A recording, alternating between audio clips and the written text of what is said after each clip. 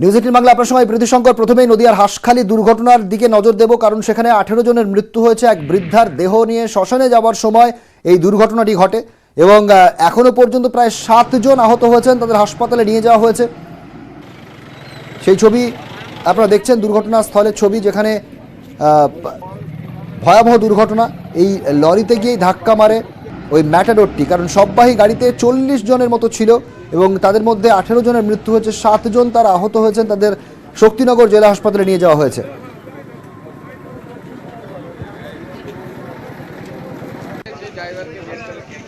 রঞ্জিত সরকার প্রতিনিধি রয়েছেন। রঞ্জিত, ভয়াবহ দুর্ঘটনা, কারণ যেভাবে ম্যাটাডোর গিয়ে লরিতে ধাক্কা মারলো, 18 জনের মৃত্যু, কিভাবে দুর্ঘটনা, এখনো পর্যন্ত কি তথ্য পাচ্ছ? একেবারে যারা স্থানীয় বাসিন্দা রয়েছে, যারা গতকাল রাতে এই ঘটনা সাক্ষী করেছে,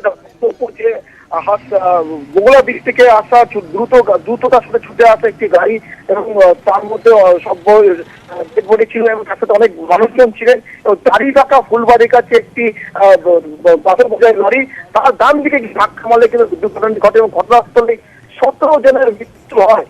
এই ঘটনার পরে কিন্তু বাসিন্দারা ছুটে আসেন এবং উদ্ধার করার চেষ্টা করেন। এখনো পর্যন্ত পুলিশ ঘটনাস্থলে রয়েছে এবং পুলিশ সুপার, রানাঘাট জেলা পুলিশ সুপার, তিনি ঘটনাস্থল পরিদর্শন করেছেন। তারা বক্তব্য খতিয়ে দেখা হচ্ছে কিভাবে দুর্ঘটনা ঘটলো এবং যে গাড়িটাকে ট্রাকের চালককে ইতিমধ্যে আটক করা হয়েছে, তাকে জিজ্ঞাসাবাদ করা হচ্ছে। একেবারে রঞ্জিত। পরে নবদ্বীপের পথে মানে শেষ কাজ সম্পন্ন করার জন্য নবদ্বীপে যাওয়ার পথে বহু লোকজন একটা 6 চাকা গাড়ি নিয়ে ওরা যাচ্ছিলেন হাঁসখালির পথে। এরা 1:30 নাগাদ হাঁসখালি শিমুলতলায় গাড়িটা অ্যাক্সিডেন্ট হয়ে যায়। ও লরিটাও আসছিল, ওর গিয়ে মানে গাড়ি মেরে দেয়। ড্রাইভারটা যে অবস্থায় হোক না কেন, রাস্তা ফাঁকা পেয়েছে, একটু মানে আগে বেরিয়ে যাওয়ার চেষ্টা করেছিল আর কি। 18 জন মৃত্যু হয়েছে, তার মধ্যে একই পরিবারের 10 জন রয়েছে। বাগদার একটি পরিবার এই খবর পৌঁছানোর পর শোকের ছায়া, সেই ছবি আপনারা দেখছেন। বাগদায় এই খবর পৌঁছানোর পর শোকের ছায়া গোটা গ্রাম জুড়ে। বাগদার একই পরিবারের 10 জনের মৃত্যু এই দুর্ঘটনায়।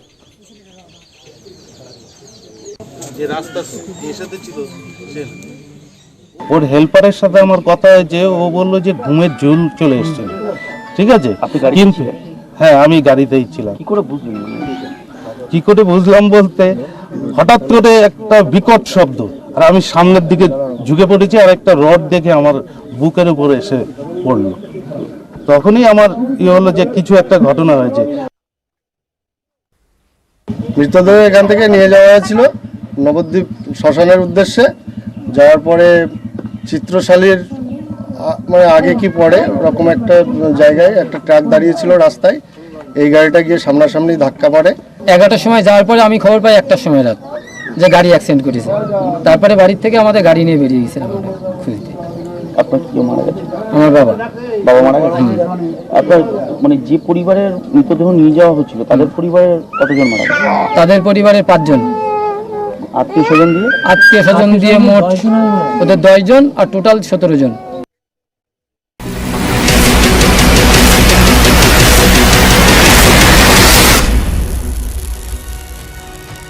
ত্রিপুরা পুর ভোটের দিকে নজর রাখবো। একের পর এক ট্রেন্ড আসছে। একটি আসনে জয় পেয়েছে তৃণমূল। আমবাসা পুর পরিষদে একটি আসনে জয় তৃণমূলের।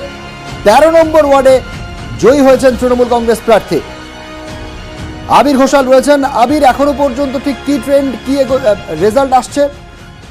দেখো, ট্রেন্ড অনুযায়ী হচ্ছে বিজেপির নিশ্চিত সমস্ত কটাতেই। তবে যেটা দেখতে পাওয়া গেল সেটা হচ্ছে যে দ্বিতীয় স্থানে ক্রমশ এগিয়ে উঠেছে হচ্ছে তৃণমূল কংগ্রেস। একাধিক জায়গাতে বাম এবং কংগ্রেসের যে ভোট ছিল, এবং তুমি জানো যে একাধিক জায়গাতে ত্রিপুরা মোথা এবং একই সঙ্গে যে টিডিএফ তাদেরও লড়াই ছিল, তাদের সবাইকে পিছনে ফেলে আপাতত যেটা দ্বিতীয় স্থানে উঠে এসছে সেটা হচ্ছে তৃণমূল। এবং ইতিমধ্যে আমবাসাতে একটি ওয়ার্ডে জিতেছে, বেশ কতগুলি ওয়ার্ডে কোথাও 9 ভোট, কোথাও 25 ভোটে তারা হেরেছে। তবে যা পরিস্থিতি, যাতে আগামী দিনে প্রধান বিরোধী হিসেবে ত্রিপুরাতে থাকবে হচ্ছে তৃণমূল কংগ্রেসে, সেটাই নির্বাচনী ফলাফলের ট্রেন্ড দেখে বোঝা যাচ্ছে।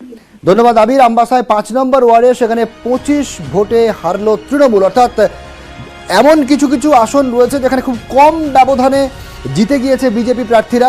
11 নম্বর ওয়ার্ডে সেখানে 9 ভোটে হেরেছে তৃণমূল। আমবাসায় 13 নম্বর ওয়ার্ডে সেখানে তৃণমূল কংগ্রেস প্রার্থী সুমন পাল তিনি জয়লাভ করেছেন। ত্রিপুরার আমবাসায় জয় পেয়েছে তৃণমূল, কিন্তু এমন কিছু কিছু আসন রয়েছে যে আসনগুলোতে খুব কম ব্যবধানে হেরেছে তৃণমূল কংগ্রেস। পাশাপাশি এবার তেলিয়ামুড়ার দিকে নজর রাখবো, কারণ তেলিয়ামুড়া পুরসভায় জয়ী বিজেপি। তেলিয়ামুড়া পুরসভার 15টি ওয়ার্ডেই বিজেপি জয়লাভ করেছে, 13টি আসনে দ্বিতীয় স্থানে তৃণমূল। তেলিয়ামুড়া পুরসভায় বেশিরভাগ আসনে জয় পেয়েছে বিজেপি, দ্বিতীয় স্থানে রয়েছে তৃণমূল। অর্থাৎ সোমরাজ বন্দ্যোপাধ্যায় রয়েছেন। সোমরাজ, তেলিয়ামুড়া পুরসভায় বেশিরভাগ আসনে বিজেপি জিতলেও তৃণমূল কংগ্রেস দ্বিতীয় স্থানে উঠে এসেছে। এই বিষয়টি কিভাবে এখনো পর্যন্ত কি তথ্য পাচ্ছ? দেখো, এই তেলিয়ামুড়া পৌরসভায় কিন্তু বরাবরই কিন্তু বামেরা যথেষ্টই শক্ত, কারণ বামেদের সংগঠন সেখানে যথেষ্ট শক্তিশালী। কিন্তু এবারের যে পৌরসভা নির্বাচন, সেখানে দেখা যাচ্ছে 15টির মধ্যে 15টি জয়ী হয়েছে বিজেপি। কিন্তু যেটা লক্ষণীয় বিষয়, দ্বিতীয় স্থানে উল্লেখযোগ্যভাবে 13টি ওয়ার্ডে রয়েছে তৃণমূল কংগ্রেস এই তেলিয়ামুড়া পৌরসভায়। তার মধ্যে যদি লক্ষ্য করা যায় তাহলে দেখা যাচ্ছে 10 নম্বর ওয়ার্ডে মাত্র 8 ভোটে অবস্থিত হয়েছে তৃণমূল কংগ্রেস।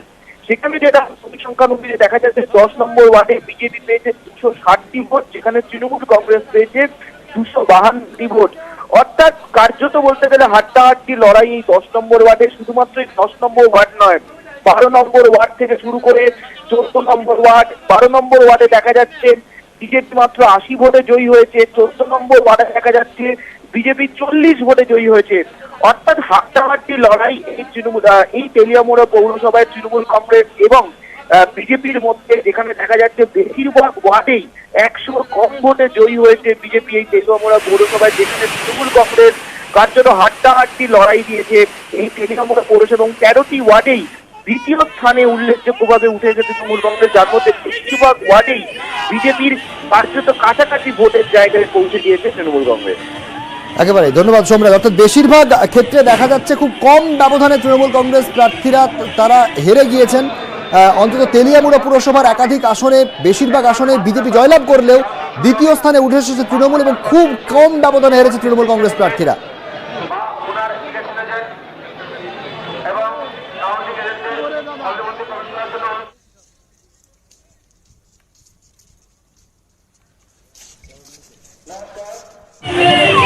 এদিকে আগরতলা 38 নম্বর ওয়ার্ডে সেখানে জয়ী বিজেপি প্রার্থী অলোক রায় জয়ের পরই উৎসবে মেতে ওঠেন বিজেপি কর্মী সমর্থকরা।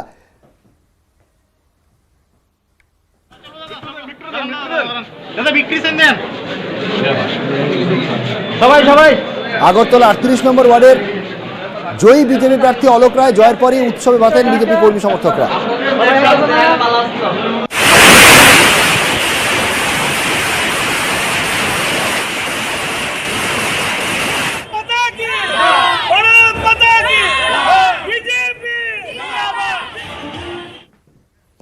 আর ত্রিপুরার যত ফল বেরোচ্ছে, অর্থাৎ একের পর এক ফল আপডেট যত আসছে, এ রাজ্যে রাজনৈতিক চাপানুতোর বাড়ছে। কারণ দিলীপ ঘোষ তিনি বলছেন ত্রিপুরায় তৃণমূল শুধু লাফালাফি করেছে, একটি আসনও পাবে না। কি বলছেন দিলীপ, শুনুন। লাফালাফিটাই হয়েছে, কাজের কাজ কিছু হবে না। এখান থেকে সব ধার করে নিয়ে গিয়ে আর ওখানে যেতে যায়, ওখানকার লোক ঠিক ঠিক ডিসিশন নেবেন, এটা সম্ভাবনা আছে। না একটা আসলে পাবে তৃণমূল, আমার তো মনে হয় না। যদি কোথাও বিজেপি কেন্দ্রীয় দায় নিলাম হতে পারে তাহলে সেটার চান্স আছে, নাহলে চান্স নেই। করছেন কুণাল ঘোষ। দিলীপ ঘোষ এই কথাটা 2023 সালের জন্য তৈরি করে রাখুন। তৃণমূল কংগ্রেস নতুন করে অভিষেক বন্দ্যোপাধ্যায় সর্বভারতীয় সাধারণ সম্পাদক হওয়ার পর যে কাজটা শুরু করেছে ত্রিপুরায়, তার 2-2.5 মাসও হয়নি, তাতেই তৃণমূলকে অ্যাটাক করতে হচ্ছে, হামলার পর হামলা করতে হচ্ছে, মামলার পর মামলা দিতে হচ্ছে। তৃণমূল যে ওখানে বিজেপির চ্যালেঞ্জার হয়ে উঠে এসেছে মাত্র 2-2.5 মাসে এই কাজ। তাহলে আমরা সিট পাই না পাই ওগুলো দিলীপ বাবুকে ভাবতে হবে না। রাজনৈতিকভাবে তৃণমূলকে ভয় পেতে শুরু করেছে বিজেপি। 2-2.5 মাসে এই অবস্থা, পুলিশ আর গুন্ডা দিয়ে এইভাবে ভোটে মারতে হয়েছে। সারা দেশ দেখেছে ত্রিপুরা কতখানি কলঙ্কিত এই সন্ত্রাসের জন্য।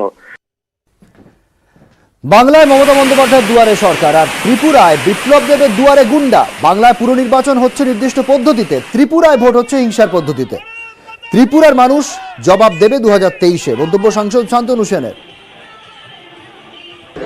বাংলায় মমতা বন্দ্যোপাধ্যায় দুয়ারে সরকার আর ত্রিপুরায় বিপ্লব দেবের দুয়ারে গুন্ডা। বাংলায় পৌর নির্বাচন হচ্ছে গণতান্ত্রিক পদ্ধতিতে, অবাধ, শান্তিপূর্ণ। আর ত্রিপুরায় পৌর নির্বাচন কিভাবে হয় সারা ভারতবর্ষের মানুষ দেখেছে। তবে চিন্তা করবেন না, তৃণমূল কংগ্রেস মাটি কামড়ে লড়াই করছে। এই যে মানুষ দেখলো নির্বাচনকে প্রহসনে পরিণত করা এবং বিরোধীদের ওপর এইভাবে নির্বিবাদে নির্বিচারে অত্যাচার করা, পুলিশের একাংশকে কাজে লাগিয়ে গুন্ডা বাহিনীর তাণ্ডব, পুলিশ স্টেশনের মধ্যে মারধর করা, এর জবাব আগামী 23-এ ত্রিপুরার মানুষ দিয়ে দেবে মমতা বন্দ্যোপাধ্যায় তৃণমূল কংগ্রেসকে। ত্রিপুরার একের পর এক ফল পাচ্ছি আমরা, আমি প্রতি মুহূর্তের আপডেট আপনাদের দিচ্ছি। কিন্তু কলকাতা পুরসভায় 19শে ডিসেম্বর পুরো ভোট রয়েছে, আর সেই নিয়েই প্রচার শুরু হয়েছে। দেখুন পথে প্রচারে।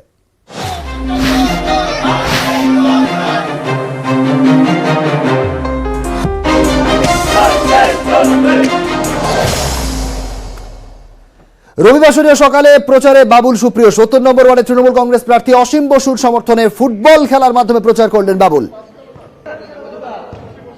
70 নম্বর ওয়ার্ডে তৃণমূল কংগ্রেস প্রার্থী অসীম বসু, তিনি এবার নির্বাচনে লড়াই করছেন। তার হয়ে বাবুল সুপ্রিয় তিনি ফুটবল খেলার মাধ্যমে প্রচার করলেন 70 নম্বর ওয়ার্ডে। যখন যেটা করি তখন সেটা মন দিয়ে করি। ইস্টবেঙ্গলে খেললে ইস্টবেঙ্গলের হয়ে গোল করার চেষ্টা করবো, মোহনবাগান এগেস্টে মোহনবাগানের হয়ে খেললে ইস্টবেঙ্গলের এগেস্টে গোল করার চেষ্টা করবো। যদি ওইসব টিমে আমি কোনোদিন চান্স পাবো না। কথার কথা হচ্ছে যে দলে যেখানে ভালোবাসা পাই, আর্টিস্ট মানুষ একটু সেন্টিমেন্টাল, আমার যদি খেয়েই রোজ এটা সেটা নিজের দলের মধ্যেই এসব ভাল লাগেনি। প্রমোশন বা জীবনে এগোবো এটা ভাবাটা কি অন্যায়? একদমই নয়। কাজে সেখানে আমার যদি কোথাও গতিরোধ রুদ্ধ হয়, যেখানে ভালোবাসা পেয়েছি সেখানে এসেছি এবং আমার কলকাতার প্রতি একটা আলাদা ভালোবাসা আছে, সেটা পুরো উজাড় করে দেবো। 31 নম্বর ওয়ার্ডে তৃণমূল কংগ্রেস প্রার্থী পরেশ পাল, বাবুল সুপ্রিয় সকাল থেকে তিনি প্রচারে বেরিয়ে ডেফিনেটলি বাড়তি লাভ। তো সময়ের সঙ্গে সঙ্গে স্থান কাল 31 নম্বর ওয়ার্ডে তৃণমূল কংগ্রেস প্রার্থী পরেশ পাল, তিনি রবিবাসরীয় সকালে প্রচার শুরু করলেন। একদিকে জনসংযোগ করলেন মানুষজনের সঙ্গে, তেমনই আবার স্থানীয়দের সঙ্গে ব্যাডমিন্টন খেলতেও দেখা গেল তাকে।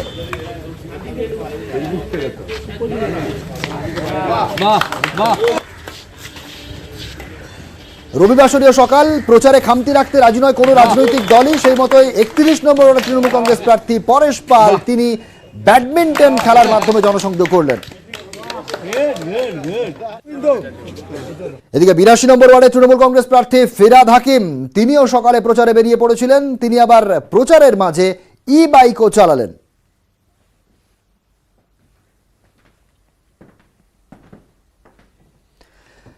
অর্থাৎ রবিবাসরীয় সকালে জমজমাট প্রচার। একদিকে দেখতে পাচ্ছি আমরা ব্যাডমিন্টন খেলে জনসংযোগ করলেন পরেশ পাল, অন্যদিকে ই বাইকে প্রচার ফিরাদ হাকিমের, ফুটবলে বাবুল, একেবারে অন্যরকম ভাবে প্রচার। তিনটি ক্ষেত্রেই মানুষের সঙ্গে জনসংযোগ করার পাশাপাশি অন্য মুডে দেখা যাচ্ছে পরেশ পালকে, ফিরাদ হাকিমকে এবং বাবুল সুপ্রিয়কে।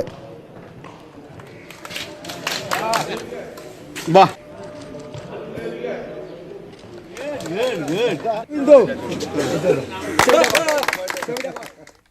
95 নম্বর ওয়ার্ডের বাম প্রার্থী অন্বেষা ভৌমিক, তিনিও প্রচারে বেরিয়ে পড়লেন। অর্থাৎ তৃণমূল কংগ্রেস প্রার্থীদের যেমন প্রচার চলছে, তেমন অন্য রাজনৈতিক দলও পিছিয়ে নেই। রবিবাসরীয় সকালে 95 নম্বর ওয়ার্ডের বাম প্রার্থী অন্বেষা ভৌমিক তিনিও প্রচারে বেরিয়ে পড়েছিলেন। রাস্তায় ঘুরে তিনি প্রচার করলেন। সেই ছবি আপনারা দেখছেন 95 নম্বর ওয়ার্ডের প্রার্থী অন্বেষাকে। আমরা ডিএফআই কর্মী হিসেবে এর আগেও কাজ করেছি, শুধু রেড ভলেন্টিয়ার হিসেবে তো সেকেন্ড ওয়েভের টাইম থেকে আমরা কাজ করেছি। ফার্স্ট যখন এরকম একটা মহামারী এলো সারা বিশ্বে, সে সময় দাঁড়িয়ে ডিএফআই কাজ করেছে। সেই জায়গা থেকে আমার পরিচিতি এখানে রয়েছে। জেতা হারা পার্ট অফ লাইফ, সেটা নিয়ে আলোচনা করছি না, সেটা নিয়ে কিছু বলছি না। তবে হ্যাঁ, মানুষ যদি তার গণতান্ত্রিক অধিকারটা প্রয়োগ করতে পারে, আমরা নিশ্চয়ই ফিরে আসবো। এদিকে দক্ষিণ দমদমে দুষ্কৃতী তাণ্ডব, এক ব্যক্তি তিনি মোবাইলে পুরো ঘটনাটি বন্দী করেন। সেই ছবি আপনাদের দেখাবো। দক্ষিণ দমদম পুরসভায় সেখানে দুষ্কৃতী তাণ্ডব, রাত্রিবেলা কিভাবে দুষ্কৃতীরা দাপিয়ে বেড়াচ্ছে গোটা এলাকা, সেই ছবি ধরা পড়েছে। অনুপ চক্রবর্তী রয়েছে। অনুপ, ঠিক কি অভিযোগ বাসিন্দাদের? দক্ষিণ দমদম পৌরসভার যে 14 নম্বর ওয়ার্ড, মূলত ঘোষপাড়া এলাকায় গতকাল গভীর রাতে বেশ কয়েকজন দুষ্কৃতী তারা কিন্তু মুখ থাকা অবস্থায় সেই এলাকায় যায় এবং সেখানে গিয়ে কিন্তু রীতিমতো তাণ্ডব চালায় এবং বেশ কয়েকজন মহিলা সহ এলাকার লোকজন তাদেরকেও মারধর করা হয়েছে। এবং একজন কিন্তু সেই ঘটনা যখন এই হামলা চালানোর জন্য একাধিক বাইক ভাঙচুর হয়েছে সেই ছবি কিন্তু তিনি করে রাখেন এবং পরবর্তী সময় তারা কিন্তু দক্ষিণ দমদম পৌরসভার যে কর্মীরা তাকে পুরো বিষয়টি জানায় এবং এই ঘটনার পরে আজ কিন্তু সেই ঘটনা তিনি ঘটনাস্থলে যান এবং ইতিমধ্যে গুগুরডাঙ্গা থানা পুলিশ গুগুরডাঙ্গা ফাঁড়ির পুলিশ গতকাল রাতেই সেখানে গিয়েছিল এবং কারা এই ঘটনা ঘটিয়েছে মূলত ইতিমধ্যে পুলিশের পক্ষ থেকে যে মুখ থাকা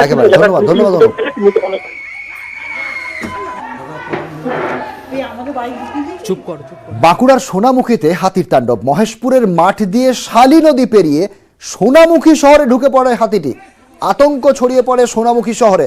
বন দপ্তরের তৎপরতা হাতিটিকে ফিরিয়ে দেওয়া হয়। বাঁকুড়ার সোনামুখী শহরে হাতি ঢুকে পড়ায় আতঙ্ক তৈরি হয়। বন দপ্তরের কর্মীরা তারা এসে হাতিটিকে জঙ্গলের দিকে নিয়ে যাওয়ার চেষ্টা করছেন।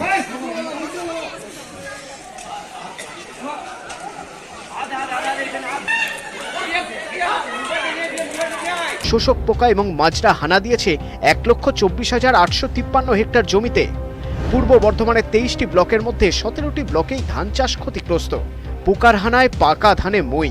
কোন পথে মিলবে সুরাহা? উত্তর খুঁজছেন পূর্ব বর্ধমানের কৃষকরা। বর্ধমান থেকে ক্যামেরায় সন্দীপ পালের সঙ্গে Sharadindu Ghosh, news 18 Bangla. Covid lockdown বদলে দিয়েছে অনেক কিছুই। নিত্যদিনের রুটিনেও এসেছে পরিবর্তনের ছোঁয়া। স্কুল খুললেও এখনো চাষের কাজে ব্যস্ত ফাঁসি দেওয়ার এক পড়ুয়া।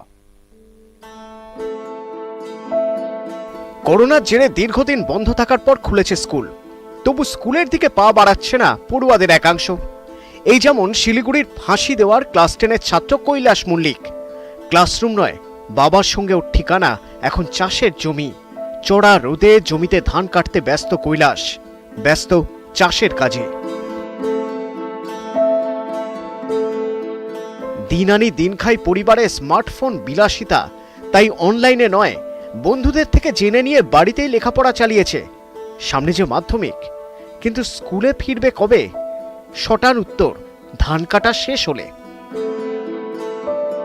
শেষ হয়ে গেলে স্কুলে যাব, ধান কাটা আছে এখন। সামনে মাধ্যমিক পরীক্ষা, কিভাবে পরীক্ষা দেবে? পরীক্ষা মানে এই কাজটা শেষ হয়ে গেলে স্কুল যাব, তো স্কুল যাই পরীক্ষা পরীক্ষা দেব। লকডাউনে বহু পরিবারের আয়ের উৎস মুখ থুবড়ে পড়েছে। বাড়ির স্কুল পড়ুয়া ছেলে কিংবা মেয়েকে সংসারে জোয়াল কাঁধে তুলে নিতে হয়েছে। যেমন কলম ধরা হাতে কাস্তে চালাচ্ছে কৈলাস। মানে ভালোই দায়িত্ব নিচ্ছে ও, মানে বুঝে টুকটাক যে করলে পারে আমাদেরই থাকবে, আমাদেরই হবে। শুধু কৈলাস নয়, ওই এলাকার অনেকেরই একই সমস্যা বলে দাবি কৈলাসের স্কুলের প্রধান শিক্ষকের। পড়ুয়াদের স্কুলে ফেরাতে চেষ্টা চালাচ্ছেন তারা। আমরা হোয়াটসঅ্যাপ গ্রুপে বা বিভিন্ন জায়গায় খবর দিয়েছি আসার জন্য, আসছেও অনেকে। আমরা প্যারা টিচার্স দিয়ে তাদেরকে বাড়িতে বাড়িতেও পাঠানো হচ্ছে। স্কুলের ঘন্টা বেজেছে, তবু অনেক কৈলাস এখনো ক্লাসে ফেরেনি। তাদের সবার ফেরার অপেক্ষায় ক্লাসরুম। বিশ্বজিৎ মিশ্রের সঙ্গে পার্থপ্রতিম সরকার, নিউজ 18 বাংলা। স্বাধীনতার পর এই প্রথম স্বাস্থ্যকেন্দ্র। দুর্গম বক্সা পাহাড়ের বাসিন্দারা পেলেন কমিউনিটি হেলথ সেন্টার। উদ্বোধন করেন আলিপুরদুয়ারের জেলা শাসক।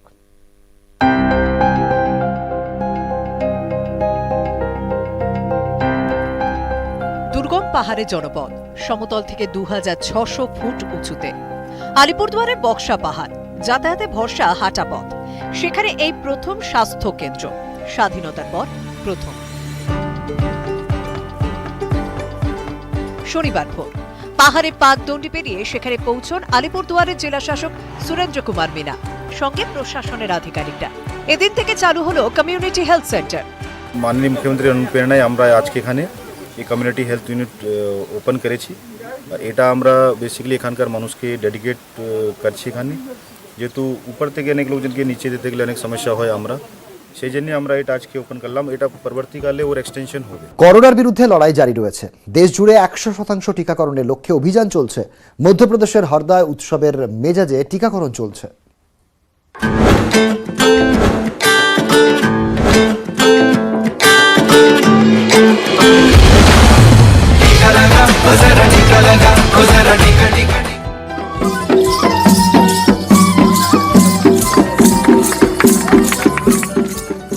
মধ্যপ্রদেশের হরদায় লোকসঙ্গীত ও লোকনৃত্যের মাধ্যমে আদিবাসীরা উৎসব পালন করছেন। 11টি গ্রামের মানুষ এই উৎসবে সামিল হয়েছে, কিন্তু প্রত্যেকেই টিকা নেওয়ার পর উৎসবে অংশ নিয়েছেন। উৎসব থেকেই টিকাকরণ নিয়ে সচেতনতা প্রচার জারি। হরদায় টিকাকরণ মোটেই সহজ ছিল না। প্রত্যন্ত অঞ্চলে পৌঁছে মানুষকে টিকাকরণ করা হয়, প্রত্যেককে টিকা নেওয়ার জন্য সচেতন করা হয়, টিকা উৎসবের আয়োজন করা হয়। दोनों टीका लगा लिया कुछ भी नहीं हुआ, दोनों टीका लगा लिया कुछ भी नहीं हुआ। लोग थे, 4 गांव के लोग थे, वो सब इकट्ठे हुए और ये जो महाअभियान चल रहा है टीकाकरण का, उसमें सबने अपना टीका लगाया। उत्सव का माहौल था, लोग अपने डांस करा, ढोलक बजाए, आदिवासी नृत्य करा और मैंने उनको ये जो भी योजना है भारत सरकार की और राज्य शासन की कल्याण योजना है उनके बारे में अवगत कराया। করোনা থেকে বাঁচতে টিকা নিতেই হবে। গোটা দেশ জুড়ে চলা টিকাকরণ অভিযানে সংক্রমণ খানিকটা কমেছে ঠিকই, কিন্তু টিকা প্রত্যেককে নিতে হবে, সাবধান থাকতে হবে। টিকা নিন, করোনাকে হারান। নিউজ 18 বাংলা।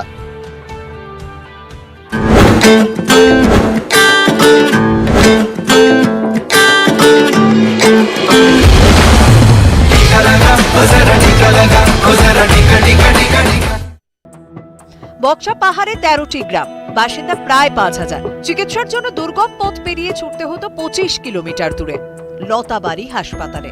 দুর্ভোগ যেন নিত্য সঙ্গী। এবার সেই দুর্ভোগের শেষ। নাগালেই স্বাস্থ্য কেন্দ্র, থাকছে বেডও। यहाँ पे तो डॉक्टर भी आएंगे, चेकअप यहाँ पे हो जाएंगे, हम लोग को दूर जाना नहीं पड़ेगा। कष्ट होता है तो अच्छा लगा, बहुत अच्छा लग रहा है।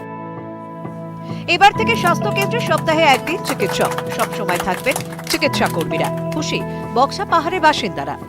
আলিপুরদুয়ার থেকে রাজকুমার কর্মকার, নিউজ 18 বাংলা।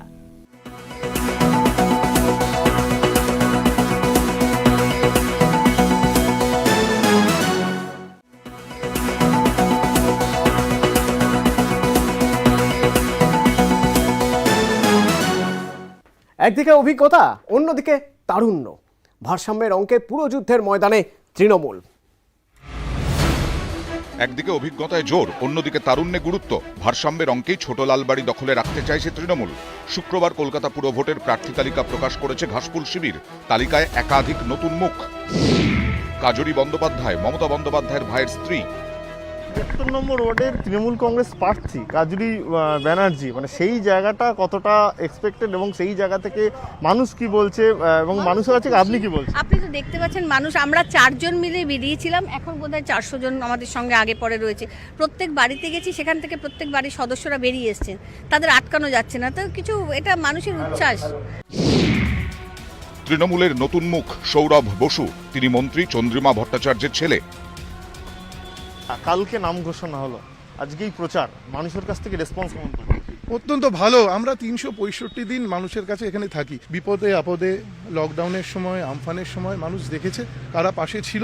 সুতরাং মানুষকে নতুন করে আর বোঝানোর আমার মনে হয় না প্রয়োজন রয়েছে। পুরোযুদ্ধে ঘাসফুলের নতুন মুখ পূজা পাঁজা, তিনি শশী পাঁজার মেয়ে।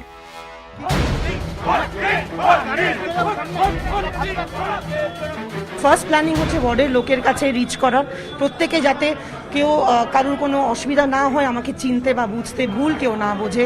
আই থিঙ্ক এর সামনে প্রচুর কাজ। পুরভোটে তৃণমূলের নতুন মুখ বিশ্বরূপ দে, তিনি সিএবির প্রাক্তন কর্তা।